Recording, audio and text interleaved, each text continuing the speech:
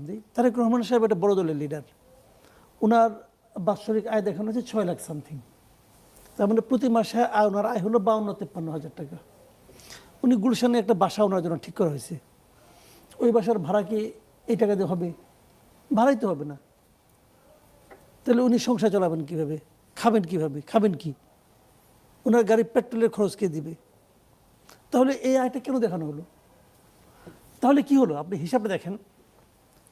তাহলে কি ওনার গাড়ির খরচ অন্য একজন দেয়? তা পার্টি দেয়? যদি পার্টি দেয় তাহলে পার্টি যখন নাকি ইলেকশন কমিশন নিজের আয় ব্যয়ের হিসাব দেখায়, তখন পার্টিকে এই হিসাবটা দেখায় আমি দলীয় চেয়ারম্যানের জন্য এত টাকা খরচ করি?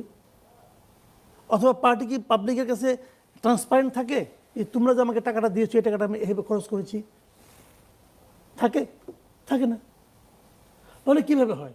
তাহলে ওনাকে কি দিলে এই বাসাটা কোনো একজন ব্যবসায়ী ধনাঢ্য ব্যক্তি দিয়েছেন? কেন দিয়েছেন? কি পাওয়ার জন্য দিয়েছেন? ওবায়দুল কাদেরের 34 লাখ টাকা দামে ঘড়ি ছিল, ওনাকে নাকি ওনার কেউ উপহার দিয়েছেন। উপহার দিয়েছেন এটুকু বলেছে, কিন্তু উপহারের বিনিময়ে উনি কী পেয়েছেন তা উনি আর বলেন নাই।